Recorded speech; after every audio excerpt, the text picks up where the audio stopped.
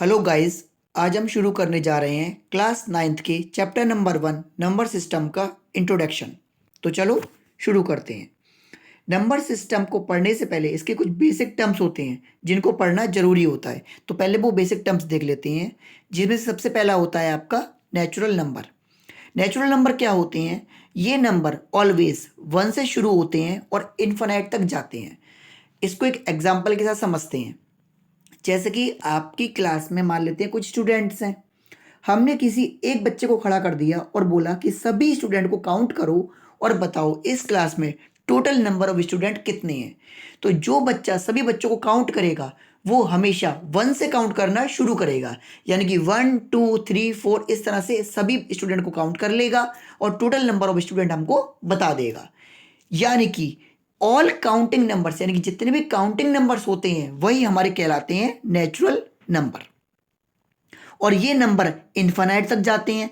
Infinite का मतलब होता है इन नंबरों का कोई भी अंत नहीं होता। जिस तरह से हमारी गिनतियों का कोई भी अंत नहीं होता, वो 1 2 3 4 इस तरह से चलती जाती हैं, आगे तक चलती जाती है, जिनकी कोई भी एंडिंग नहीं होती है, उनको हम लोग बोलते हैं इन्फिनाइट।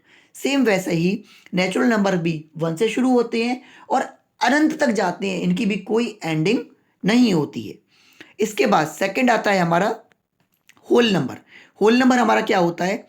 जो नंबर हमेशा जीरो से शुरू होता है और इन्फिनाइट तक जाता है, यानी कि ऐसे नंबर जो नंबर हमेशा हमारे जीरो से शुरू होते हैं और अनंत तक जाते हैं, जिनकी कोई भी एंडिंग नहीं होती। होल का मतलब क्या होता है? होल का मतलब होता है पूर्ण। पूर्ण यानी कि कंप्लीट, पूरा। तो इसमें 1 से लेकर इन्फिनाइट तक तो आते ही आते हैं, साथ में जीरो भी काउंट कर लिया जाता है, यानी कि जीरो भी इसमें इंक्लूड होता है। तो ये सारे के सारे नंबर कहलाते हैं हमारे होल नंबर। और हमेशा याद रखिएगा, होल नंबर के अंदर ही नेचुरल नंबर भी आते हैं, क्योंकि होल नंबर जो है वो जीरो से शुरू होता है और इन्फिनाइट तक जाता है, और नेचुरल नंबर 1 से शुरू होकर इन्फिनाइट तक जाते हैं। इसलिए सभी जितने भी होल नंबर होते हैं हमारे होल नंबर के अंदर, सारे के सारे नेचुरल नंबर भी आ जाते हैं। नेक्स्ट कॉन्सेप्ट हमारा होता है इंटीजर। इंटीजर क्या होते हैं? इंटीजर भी कुछ नंबर्स ही होते हैं। बेसिकली इंटीजर 2 टाइप के होते हैं, पॉजिटिव इंटीजर और नेगेटिव इंटीजर। इनको समझते हैं हम क्या होते हैं। ये इंटीजर क्या होते हैं हमारे? ये एक नंबर लाइन पर ड्रॉ होते हैं, यानी कि एक बेसिकली एक लाइन होती है, उस पर कुछ नंबर्स ड्रॉ होते हैं, यही नंबर कहलाते हैं हमारे इंटीजर। जैसे कि आपको यहाँ पर फिगर में दिख रही है कि एक लाइन ड्रॉ कर दी है हमने और इस पर कुछ नंबर लिख दिए हैं। इधर पॉजिटिव है और इधर नेगेटिव है और मिडिल में जीरो है। यही सारे के सारे कहलाते हैं हमारे इंटीजर्स। जैसे कि एक बार और समझते हैं इसको। एक नंबर लाइन पे मिडिल में होता है जीरो और उसके एक साइड में सारे के सारे होते हैं पॉजिटिव नंबर्स और दूसरी साइड में सारे के सारे होते हैं नेगेटिव नंबर्स। ये पॉजिटिव नंबर्स और नेगेटिव नंबर्स ही कहलाते हैं हमारे इंटीजर्स। यानी कि इंटीजर हमारे 2 टाइप के थे, पहला पॉजिटिव और दूसरा नेगेटिव। ये सारे हमारे कहलाते हैं पॉजिटिव इंटीजर और ये सारे हमारे कहलाते हैं नेगेटिव इंटीजर।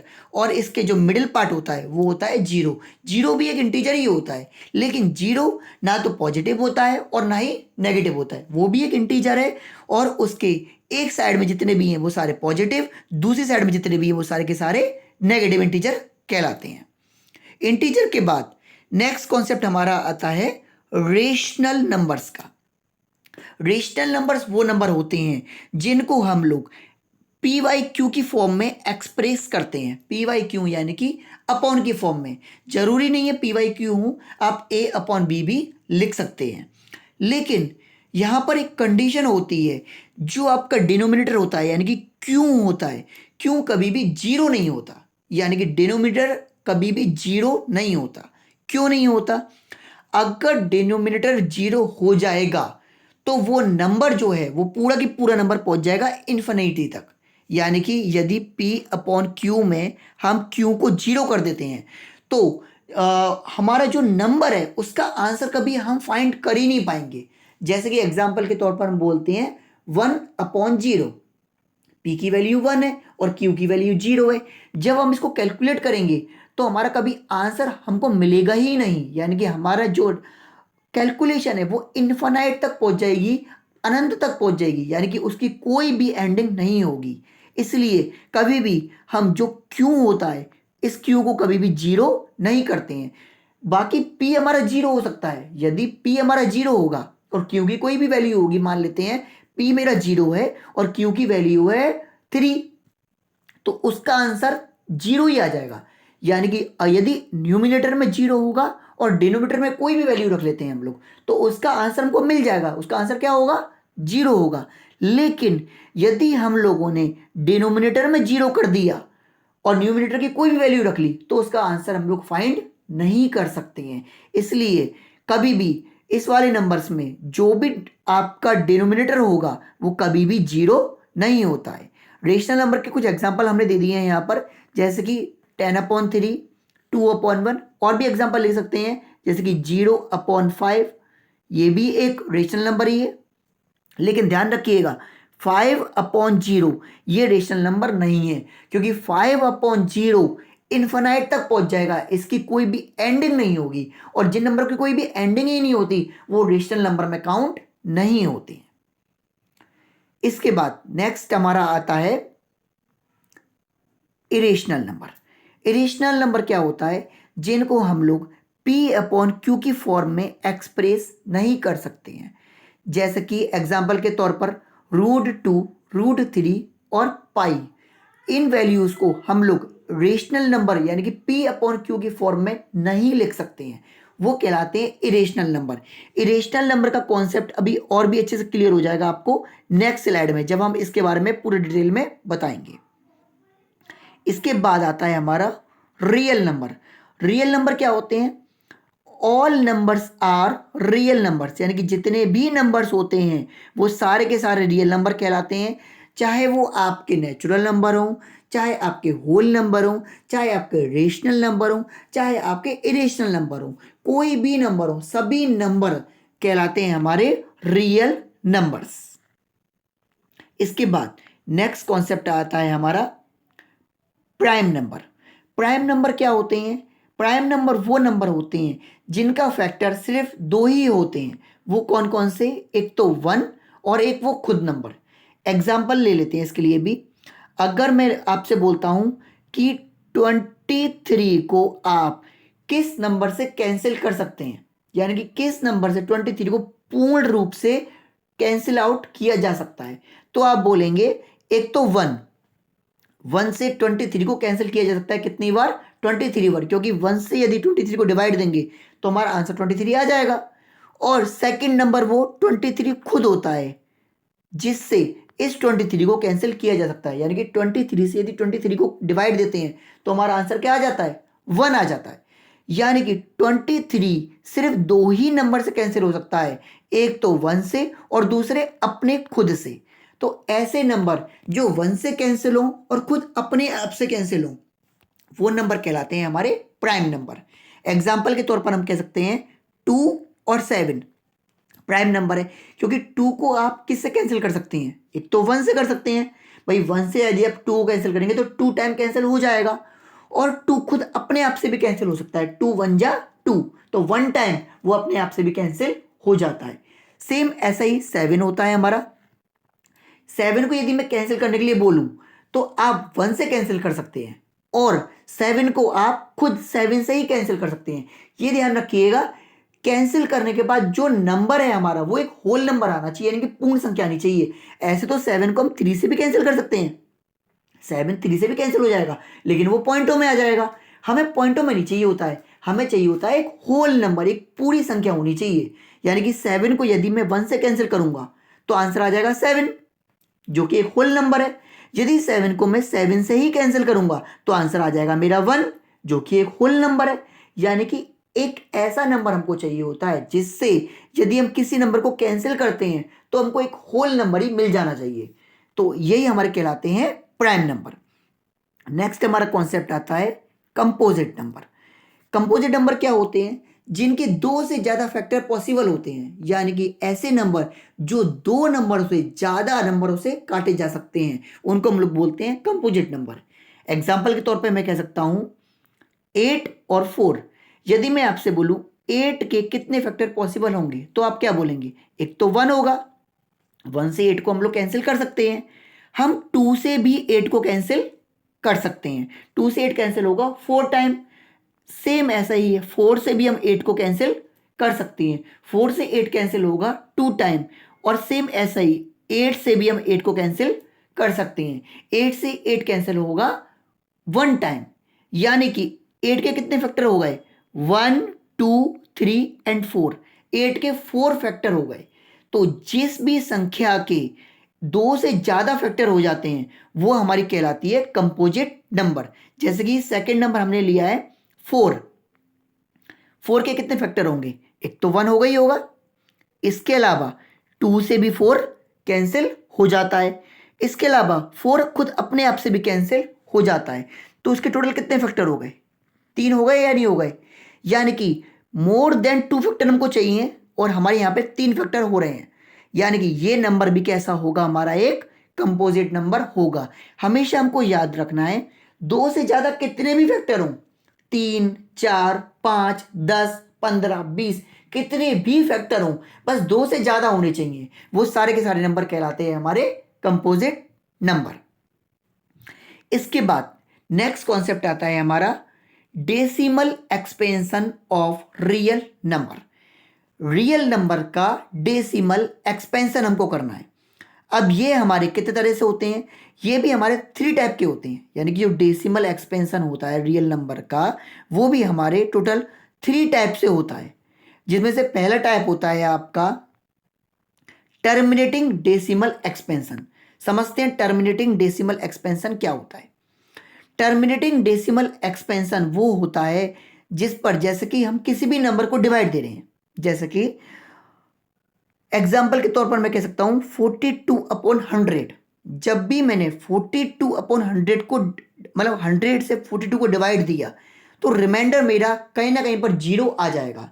यानी कि ऐसे नंबर जिनमें रिमाइंडर हमेशा 0 आ जाता है कुछ स्टेप्स के बाद, remainder become 0 after some steps. यानी कि कुछ स्टेप्स के बाद जब मेरा रिमाइंडर 0 आ जाता है तो ऐसे नंबर को हम लोग बोलते हैं टर्मिनेटिंग डेसिमल एक्सपेंशन। एक बार और समझ लेते हैं इसको, एग्जाम्पल के साथ समझ लेते हैं। जैसे कि 42/100 है, 100 का डिवाइड मैंने लगाया 42 में, तो हमें क्या करना पड़ेगा? यहाँ पर पॉइंट लगा के यहाँ पर 0 बढ़ानी पड़ेगी। पॉइंट लगा के मैंने 0 बढ़ाई तो हमारा हो गया 420। 420 को मैंने 4 टाइम डिवाइड दिया तो यहाँ पे आ गया 400। फिर मैंने हमारा बचा यहाँ पर 20, एक 0 मैंने फिर से बढ़ा ली और 2 बार डिवाइड दिया यानी कि 200 हो गया। और ये हमारा पूरा रिमाइंडर क्या आ गया? पूरा रिमाइंडर जो आ गया मेरा वो क्रॉस हो गया और रिमाइंडर मेरा आ गया 0। यानी कि यहाँ पे हम इजीली देख सकते हैं कि हमारा रिमाइंडर कुछ भी नहीं बचा है, रिमाइंडर हमारा 0 हो गया। यानी कि ऐसे नंबर जिनको डिवाइड देने पर रिमाइंडर 0 आ जाता है वो कहलाते हैं टर्मिनेटिंग नंबर्स। यानी कि ऐसे नंबर जिन नंबरों को डिवाइड देने पर हमारे कुछ स्टेप के बाद हमें 0 मिल जाता है वो कहलाते हैं हमारे terminating decimal expansion. Second concept पढ़ते हैं। सेकंड क्या होता है? सेकंड होता है आपका नॉन टर्मिनेटिंग डेसिमल एक्सपेंशन। अब ये नॉन टर्मिनेटिंग डेसिमल एक्सपेंशन क्या होते हैं? Remainder repeat after some steps. यानी कि इसमें क्या होता है, जो हमारा रिमाइंडर होता है ना वो बार बार रिपीट करना पड़ता है। यानी कि सेम रिमाइंडर ही हमारा बार बार रिपीट होने लगेगा और कभी भी ये पूरी तरह से 0 नहीं हो सकता। यानी कि रिमाइंडर इसमें कभी 0 नहीं आएगा, रिमाइंडर रिपीट करने लगेगा। एग्जाम्पल ले लेते हैं, जैसे कि मैं ले लेता हूँ 1/3। 1/3 मैंने ले लिया। अब 3 से मुझे 1 को कैंसिल करना है तो पॉइंट लगा के मुझे 0 बढ़ानी पड़ेगी और ये हो जाएगा मेरा 10। अब 3 से 3 टाइम जाएगा 9, यानी कि 3 से 3 टाइम जो जाएगा वो मेरा आ जाएगा 9। अब बच्चा वापस से 1, फिर मैंने 0 बढ़ाया और इधर 3 लगाया, फिर वो 9 टाइम गया और फिर बच गया 1। ऐसा ही यदि मैं इधर 0 और बढ़ा दूं तो फिर वो वापस 3 टाइम जाएगा और फिर इधर बच जाएगा 1। यानी कि इस केस में क्या हो रहा है, जो रिमाइंडर है हमारा वो अगेन एंड अगेन क्या आ रहा है? 1 आ रहा है। तो ऐसे नंबर को हम लोग बोलते हैं नॉन टर्मिनेटिंग रिपीटिंग नंबर्स। यानी कि ये नंबर कभी भी टर्मिनेट नहीं होंगे और इसका रिमाइंडर बार बार रिपीट होता रहेगा, इसलिए इन नंबर को बोला जाता है नॉन टर्मिनेटिंग रिपीटिंग नंबर। और ये नंबर हमारे होते हैं रेशनल नंबर। ये नंबर रेशनल नंबर की कैटेगरी में आते हैं। और इससे जो ऊपर वाला था हमारा, यानी कि टर्मिनेटिंग डेसिमल एक्सपेंशन, ये भी हमारे रेशनल नंबर में ही आते हैं। यानी कि टर्मिनेटिंग डेसिमल एक्सपेंशन हो या नॉन टर्मिनेटिंग रिपीटिंग नंबर हो, ये दोनों नंबर हमारे रेशनल नंबर के अंदर ही काउंट होते हैं। इसके बाद थर्ड कॉन्सेप्ट हमारा आता है नॉन टर्मिनेटिंग नॉन रिपीटिंग। अब इसमें क्या होगा, जो भी आप डिवाइड देंगे वो ना तो कभी टर्मिनेट होगा और ना ही उसका जो रिमाइंडर है वो बार बार सेम रिमाइंडर रिपीट नहीं करेगा। मतलब रिपीट तो करेगा लेकिन बार बार डिफरेंट रिमाइंडर रिपीट करेगा। जैसे कि पाई की वैल्यू हम बात करते हैं, पाई की वैल्यू क्या होती है, 22/7 होती है। अभी मैंने आपको ऊपर बोला था ना कि जो इरेशनल नंबर होते हैं उनको मैं अभी नीचे वाली स्लाइड में समझाऊंगा, तो वही कॉन्सेप्ट है इसके अंदर। जो पाई होता है मेरा वो होता है 22/7 होता है। तो 7 को डिवाइड जब मैं 22 से दूंगा तो 3 टाइम जाएगा और आएगा 21। फिर इसके बाद हमारा जो बचेगा वो बचेगा 1। पॉइंट लगाऊंगा इधर और इधर बढ़ा दूंगा 0, यानी कि अब 1 टाइम जाएगा और आ जाएगा 7। फिर जो रिमाइंडर बचेगा वो बचेगा 3। फिर मैं एक बार 0 बढ़ा दूंगा तो फिर 4 टाइम जाएगा और इधर आ जाएगा 28। फिर रिमाइंडर बचेगा मेरा 2। यानी कि आप देख रहे हैं कि ये नंबर जो है वो कभी भी कैंसिल नहीं हो रहा है, मतलब आगे बढ़ता चला जा रहा है। और रिमाइंडर हर बार डिफरेंट आ रहा है। रिमाइंडर हम देख रहे हैं कि हर बार डिफरेंट आ रहा है। पहले रिमाइंडर आया था हमारा 1, सबसे पहले हमारा रिमाइंडर आया था 1। फिर उसके बाद रिमाइंडर आया मेरा 3। फिर रिमाइंडर आया 2। अगर मैं इसको आगे और बढ़ाता हूँ तो फिर कोई ना कोई डिफरेंट रिमाइंडर आएगा। जैसे कि यदि मैं आगे बढ़ाऊंगा तो इसमें मुझे क्या करना पड़ेगा, यहाँ पे मुझे 0 ऐड करना पड़ेगा। और फिर 7 से ये जाएगा 2 टाइम और इधर आ जाएगा 14। फिर बचेगा मेरा रिमाइंडर कितना, 6, यानी कि 6 फिर से बच गया। अब देख रहे हैं आप कि पहले जो रिमाइंडर आया वो आया मेरा 1, फिर रिमाइंडर आया 3, फिर रिमाइंडर आया 2। यदि आगे और बढ़ाएंगे तो रिमाइंडर आ जाएगा 6। यानी कि ये नंबर पूरा की पूरा नंबर कभी भी कैंसिल नहीं हो रहा है और हमेशा रिमाइंडर हमको डिफरेंट डिफरेंट दे रहा है। तो ऐसे ही नंबर हमारे कहलाते हैं non terminating non repeating number.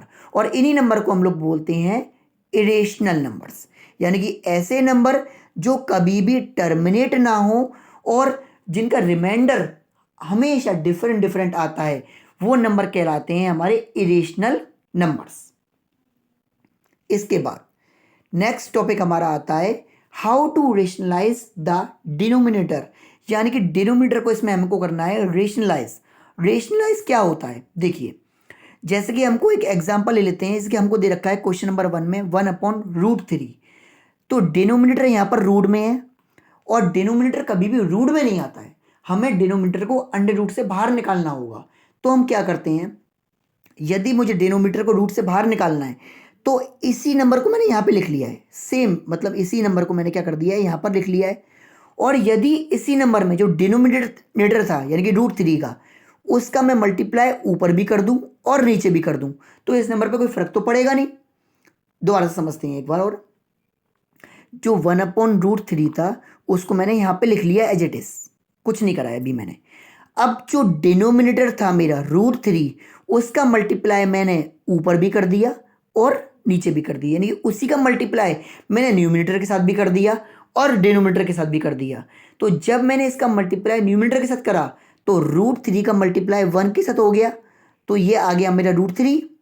भाई किसी भी नंबर का आप मल्टीप्लाई 1 से करेंगे तो वही नंबर लौट के आ जाता है। तो जब मैंने √3 का मल्टीप्लाई 1 के साथ में कर दिया तो मेरा क्या आ गया, √3 आ गया। और नीचे है √3 मल्टीप्लाई √3। जब दोनों रूट में डिजिट हैं उनका मल्टीप्लाई होगा तो वो हम लोग उसको एक सिंपल रूट में लिख सकते हैं, यानी कि मैं लिख सकता हूँ रूट में 3 × 3। जब दोनों डिजिट मेरी रूट में है तो रूट मेरा एक लगा दूंगा मैं और दोनों डिजिट को उसके अंदर लिख सकता हूँ। अब आगे देखते हैं, अब आगे क्या हुआ है, ऊपर वाले √3 को तो मैंने एज इट इज लिख दिया √3। अब नीचे क्या हो रहा है, नीचे हो रही है मेरी रूट के अंदर पेयरिंग, वो भी सेम नंबर की पेयरिंग। पेयरिंग हो रही है कैसी, सेम नंबर की। और हम जानते हैं जब रूट के अंदर पेयरिंग हो सेम नंबर की तो उनमें से एक नंबर बाहर आ जाता है, यानी कि √3 × 3 में से मैं 3 को बाहर ले सकता हूं। यानी कि मेरा जो 1/√3 था अब वो रेशनलाइज हो चुका है और रेशनलाइज होकर क्या आया है मेरा √3/3। यहाँ पे आप साफ देख सकते हैं कि जो मेरा डिनोमिनेटर है अब वो रूट में नहीं है। अब मेरा न्यूमिनेटर क्या हो गया, रूट में आ गया। न्यूमिनेटर रूट में आ जाए कोई प्रॉब्लम नहीं है, लेकिन डिनोमिनेटर रूट में नहीं आना चाहिए। तो यही होता है हमारा रेशनलाइज करने का कॉन्सेप्ट। यानी कि डिनोमिनेटर को जब भी हमें रेशनलाइज करना होता है तो हम क्या करते हैं, एक बार और समझ लेते हैं इसको। सेम उसी नंबर को लिखते हैं और जो भी डिनोमिनेटर में वैल्यू है उसका मल्टीप्लाई करते हैं ऊपर और नीचे। अब ऊपर मल्टीप्लाई करेंगे तो √3 आ जाएगा, नीचे करेंगे तो रूट में 3 × 3 आ जाएगा। अब इस √3 को एज इट इज लिख देंगे यहाँ पर, और ये जो पेयर हुआ है इसमें से एक रूट आ जाएगा, मतलब एक नंबर आ जाएगा बाहर, यानी कि 3 हमारा आ गया बाहर। ये हो गया हमारा रेशनलाइज। एक और एग्जाम्पल लेते हैं इसके लिए, एग्जाम्पल नंबर 2। अब इसमें देखिए हम क्या देख रहे हैं, 1/√3 प्लस √2 है। अब हमें क्या करना है, पहले तो इसी नंबर को सेम लिखो।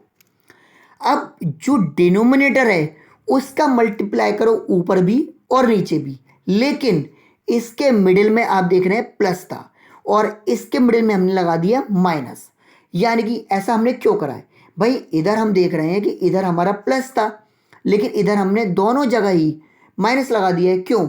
क्योंकि हमें बनानी थी इधर एक आइडेंटिटी। हम लोग यहाँ पे हमारी बन रही है एक आइडेंटिटी। आइडेंटिटी कैसे बन रही है, ये देखिए, ये वाला कॉन्सेप्ट देखिए आप। क्या इसको मैं ये कह सकता हूँ a+b और a-b। देखिए यहाँ पर √3 प्लस √2 है, इधर √3 माइनस √2 है, और ये आइडेंटिटी होती है किसकी, a+b और a-b की, जिसकी आइडेंटिटी ओपन होके आती है हमारी a² - b²। यदि मैं इसको प्लस ले लेता, यदि मैं इस वाली चीज को प्लस ले लेता तो हमारी कोई भी आइडेंटिटी नहीं बनती, फिर हमें क्या करना पड़ता, इन डिजिट का इन डिजिट में मल्टीप्लाई करना पड़ता और वो कॉन्सेप्ट हो जाता बहुत ज़्यादा लेंदी। मैंने हम यहाँ पर क्या करा, यहाँ पे एक आइडेंटिटी बना ली जो कि है हमारी a+b और a-b, जिसको हम लोग जानते हैं, जो कि होती है हमारी a² - b²। यानी कि अब हम इस पूरे को a² - b² की फॉर्म में लिख सकते हैं। चलिए नीचे देखते हैं इसको हमने क्या किया है। पहले मैंने 1 का मल्टीप्लाई किया √3 माइनस √2 से, तो मेरा आ गया √3 माइनस √2, क्योंकि किसी भी डिजिट का 1 में मल्टीप्लाई करते हैं तो वही नंबर सेम आ जाता है। अब इस आइडेंटिटी को मैंने ओपन कर दिया। कैसे ओपन किया है मैंने, ये आइडेंटिटी मेरी ये वाली बन चुकी है और इसकी आइडेंटिटी क्या होती है, a² - b²। यानी कि यहाँ पर a की वैल्यू क्या है, a की वैल्यू है √3 और b की वैल्यू क्या है, b की वैल्यू है √2, और यहाँ पे मुझे लगाना है a का स्क्वायर, यानी कि √3 का स्क्वायर, सेम बीच में माइनस है, माइनस लगा दिया, फिर √2 का भी स्क्वायर कर दिया। यानी कि इस वाली आइडेंटिटी को मैंने यहाँ पर लिख दिया है। अब आगे देखते हैं क्या हुआ है। आगे ऊपर वाला जो था यानी कि न्यूमिनेटर, उसको तो मैंने सेम एज इट इज लिख दिया, कुछ किया ही नहीं मैंने। नीचे देखते हैं क्या किया है मैंने। जो आपका नीचे √3 का होल स्क्वायर था और √2 का होल स्क्वायर था, हम जानते हैं जब भी कोई रूट में वैल्यू होती है और उसका होल स्क्वायर हो रहा होता है तो स्क्वायर से वो रूट कैंसिल आउट हो जाता है।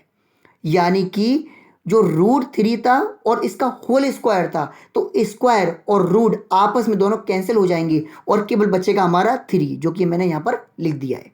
सेम वही कॉन्सेप्ट यहाँ पर होगा, यहाँ पर भी रूट से स्क्वायर कैंसिल हो जाएगा, केवल बचेगा नंबर 2, जो कि मैंने यहाँ पर लिख दिया, और बीच में जो माइनस था वो एज इट इज यहाँ पर आ चुका है। एक बार और देख लीजिए इसको। जब भी इस तरह से कोई नंबर होता है आपका, √3 का होल स्क्वायर है तो स्क्वायर से रूट कैंसिल हो जाता है। जब स्क्वायर और रूट आपस में एक दूसरे से कैंसिल हो जाएंगे तो क्या बचेगा, ओनली 3 बचेगा, जो कि यहां पर आ गया। फिर इसके बाद बीच में जो साइन था माइनस का वो मैंने यहां पर लगा दिया। सेम जो आगे किया था वही हमने इधर किया है, रूट से स्क्वायर को कैंसिल कर दिया तो क्या बचा, ओनली 2 बचा, तो वो 2 आ गया मेरा यहां पर। तो उसके बाद बेसिकली हमारा टोटल क्या आ गया, टोटल मेरा आ गया इस पूरी वैल्यू को, यानी कि इस पूरी वैल्यू को सॉल्व करने के बाद मेरा आ गया 3 माइनस का 2।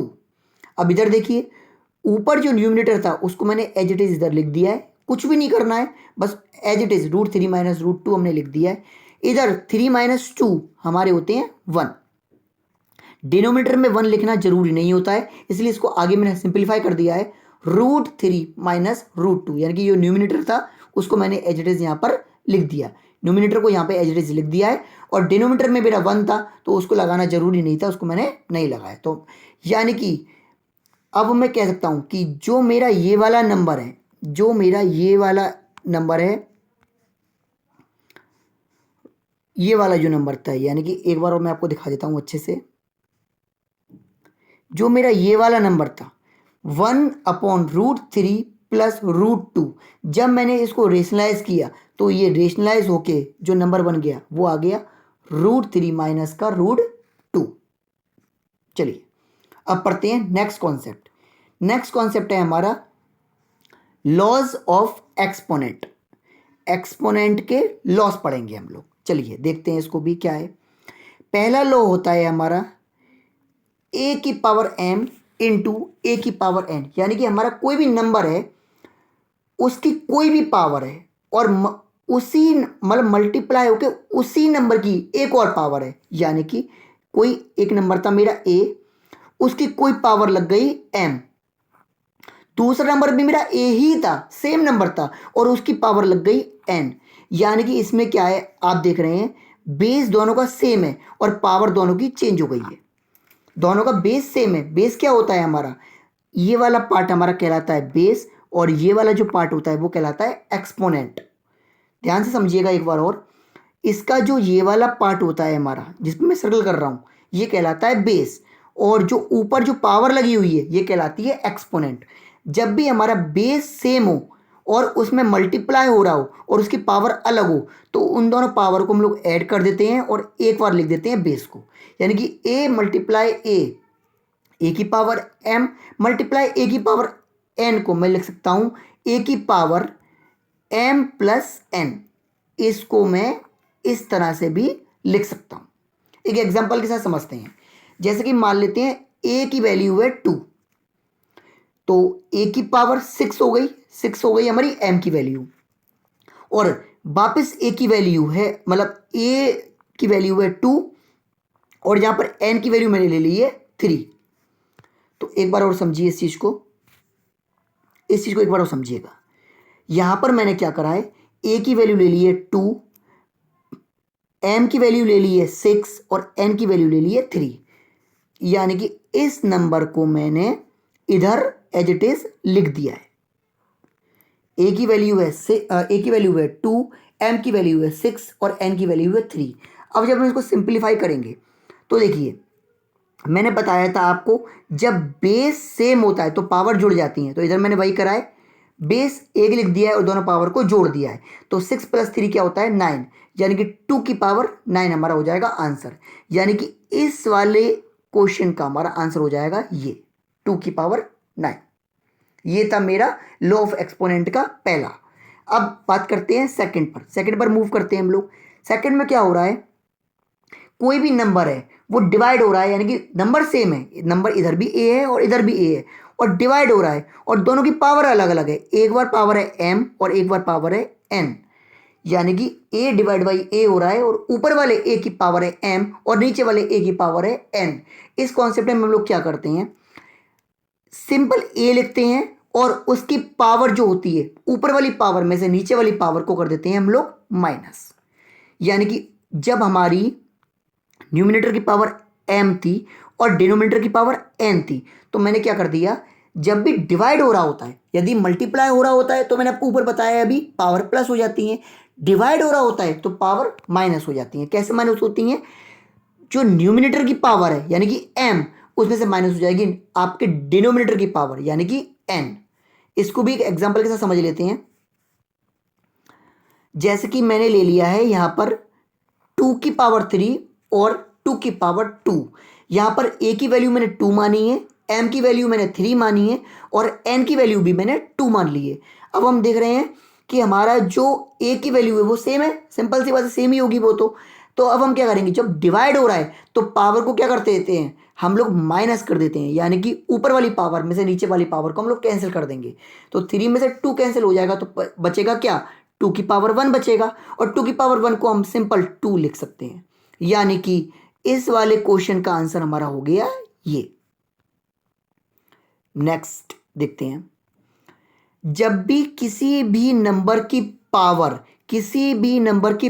0 हो जाती है, कोई भी नंबर हो आपका, उसकी पावर यदि 0 हो जाती है तो उसकी वैल्यू ऑटोमेटिकली 1 हो जाती है। कोई भी नंबर ले लो आप, जैसे कि एग्जांपल के तौर पे मैंने यहाँ पे लिया है 81 की पावर 0, तो 81 की पावर 0 जब हम लगाएंगे तो इसकी वैल्यू ऑटोमेटिकली 1 हो जाएगी। कोई भी नंबर ले लो, यदि मैं कहूँ 249 की पावर है 0, मैं आपसे बोलूँ इसकी वैल्यू फाइंड करिए, तो इसकी वैल्यू ऑटोमेटिकली हो जाएगी 1। यानी कि कोई भी नंबर हो आपका, उसकी यदि पावर 0 होती है तो उसकी वैल्यू ऑटोमेटिकली हो जाती है 1। अब नेक्स्ट पढ़ते हैं। नेक्स्ट में क्या है, हमारा कोई भी नंबर है a, उसकी एक पावर लगी हुई है m, और उस पूरे नंबर की एक होल पावर और लगी हुई है n। यानी कि यहां पर पावर के ऊपर भी पावर है, समझ रहे हैं? एक बार और समझिएगा, जैसे कि कोई भी हमारा एक नंबर है a, उसकी एक पावर है m, और उस पूरे नंबर की एक और होल पावर है n। उस कॉन्सेप्ट में क्या होता है, जो दोनों पावर होती है ना हमारी, ये दोनों आपस में हो जाती है मल्टीप्लाई। यानी कि इसको सिंपली हम लोग ऐसे लिख सकते हैं, a की power m multiply n। Example के साथ समझते हैं इसको। मान लेते हैं a की वैल्यू 2 है, m की वैल्यू 3 है, और n की वैल्यू भी 2 है। तो मैंने आपको बताया कि दोनों पावर का आपस में हो जाएगा मल्टीप्लाई, तो 3 मल्टीप्लाई जब हम 2 कर देंगे, यानी कि यहाँ पे आप देख रहे हैं 3 मल्टीप्लाई 2 हो गया, यानी कि 2 की पावर अब क्या हो गई, 6 हो गई। यानी कि हम कह सकते हैं इसमें कि जो हमारा ये वाली डिजिट थी, इसका सिंपल हमारा आंसर होगा ये। यानी कि 3 मल्टीप्लाई 2 कर दिया तो पावर आ गई 6। नेक्स्ट हमारा होता है, अगर कोई दो नंबर हैं a और b, दोनों आपस में मल्टीप्लाई हो रहे हैं, कोई भी दो नंबर ले लेते हैं हम लोग, और वो दोनों नंबर मल्टीप्लाई हो रहे हैं आपस में, और उन दोनों नंबर की कोई एक पावर है, सिंपल एक पावर है, जैसे कि यहाँ पे लगी हुई है n, एक सिंपल पावर है। तो हम क्या करते हैं, उन दोनों नंबर को मल्टीप्लाई के साथ अलग कर सकते हैं, और उन दोनों की पावर को भी हम लोग पर्टिकुलर इंडिविजुअली अलग अलग लगा सकते हैं। जैसे कि यहाँ पर था हमारा a और b की पावर n थी, यहां पे मैं इसको इस तरह से भी लिख सकता हूं कि a की power n multiply by b की पावर n। यानी कि यहां पर जो भी हमारा a था उसकी पावर हमने n यहां पे अलग कर दी, और b की पावर n अलग कर दी। एक एग्जांपल से समझते हैं इसको। जैसे कि हमारे पास ये नंबर है, इस नंबर पर आप गौर कीजिए। जैसे कि मेरे पास एक ये नंबर है, ठीक है, 2 मल्टीप्लाई 3 की का क्यूब है, यानी कि एक नंबर है 2 और एक नंबर है 3, और उसकी पावर लग रही है 3। इसको मैं चाहूं तो ऐसे भी लिख सकता हूं, कैसे, 2 की पावर 3 और 3 की पावर 3। इसको हम ऐसा तरह भी लिख सकते हैं, यानी कि हमने क्या करा है, 2 की पावर जो 3 थी उसको अलग कर दिया है, और 3 की पावर भी 3 थी उसको भी मैंने अलग कर दिया है। जब आप इसको सिंप्लीफाई करेंगे तो आप देख सकते हैं कि दोनों की पावर सेम है, और दोनों का बेस को हम लोग कर देंगे आपस में मल्टीप्लाई, तो हमारा आ जाएगा 6 की पावर 3, यानी कि 2 इंटू 3 कर देंगे, और इसकी सेम पावर है तो हम लोग एक बार पावर लगा देंगे। नेक्स्ट, जब भी हमारा कोई भी नंबर होता है इस तरह से, यानी कि a अपॉन b में हो और उसकी जो पावर है वो नेगेटिव हो, पावर यदि नेगेटिव होती है तो हमें हमेशा पावर को पॉजिटिव करना पड़ता है। पावर पॉजिटिव कैसे करते हैं, जो भी नंबर है हमारे पास उस नंबर का हम लोग कर देते हैं रेसिप्रोकल। रेसिप्रोकल का मतलब क्या होता है, जो डिनोमिनेटर होता है वो न्यूमिनेटर बन जाता है, और जो न्यूमिनेटर होता है वो डिनोमिनेटर बन जाता है। यानी कि जो हमारा a अपॉन बी था, अब वो हमारा b अपॉन a हो जाएगा, a की जगह b आ जाएगा और b की जगह a आ जाएगा, और जो पावर थी हमारी पहले नेगेटिव थी अब वो पावर पॉजिटिव हो जाएगी। बस इसमें इतना ही कॉन्सेप्ट होता है। एक एग्जांपल के साथ समझते हैं इसको भी। जैसे कि मेरा नंबर था 1/2 और इसकी पावर थी -3। अब मुझे इस -3 को करना है +3, तो मैं क्या करूंगा, 1 की जगह तो लिख दूंगा 2 और 2 की जगह लिख दूंगा 1, यानी कि इस पूरे नंबर का कर दूंगा रेसिप्रोकल, जो कि मैंने यहां पर कर दिया है। यहां पर क्या हुआ है, 2 की जगह पर आ गया है मेरा 1 और 1 की जगह पर आ गया है 2 और इसकी पावर जो नेगेटिव थी मेरी वो पावर हमारी हो गई है पॉजिटिव। अब देखिए 3 का क्यूब है और 1 का भी क्यूब है, इसको मैं ये कह सकता हूं ना कि 2 का क्यूब अपॉन 1 का क्यूब, इसको मैं ऐसे भी तो कह सकता हूं। तो 2 का क्यूब तो एज इट इज मैंने यहां पे लिख दिया 2 का क्यूब, 1 का क्यूब मेरा 1 ही होता है और उसको लिखना जरूरी नहीं होता है, तो इसका सिंपली आंसर मैं कह सकता हूं कि 2 का क्यूब इसका आंसर होगा। यानी कि हम सिंपली कह सकते हैं जो हमारा ये वाला नंबर था, ये वाला जो नंबर था, इसका आंसर मेरा हो जाएगा ये। और इसी के साथ हमारा चैप्टर नंबर 1 का इंट्रोडक्शन होता है खत्म। आई होप आपको ये इंट्रोडक्शन समझ में आया होगा। यदि आपको इस चैप्टर के इंट्रोडक्शन में कोई भी प्रॉब्लम हो तो कमेंट सेक्शन में कमेंट करके आप मुझसे पूछ सकते हैं। Okay, thank you.